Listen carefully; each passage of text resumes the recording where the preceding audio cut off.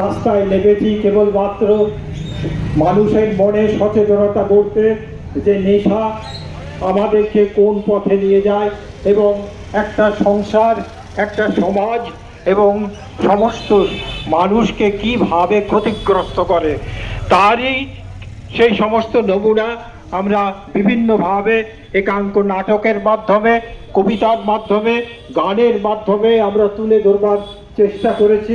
প্রত্যেকটি বন্ধুকে আমি অনুরোধ করব যে মানুষ যারা আপনার সামনে এই নেশাগ্রস্ত অবস্থায় আছে তাদেরকে নিবৃত্ত করুন, তাদেরকে বারণ করুন, কিংবা অন্য কেউ যদি আপনার দ্বারা প্রভাবিত হয় সেটাও অত্যন্ত ক্ষতিকর, সেটা যাতে না হয় তার জন্যে আপনারা সচেষ্ট হন। আমরা এই কয়েকটি এনজিও আমরা সব সময়তেই সচেষ্ট যাতে নেশামুক্ত ভারত গড়ে ওঠে।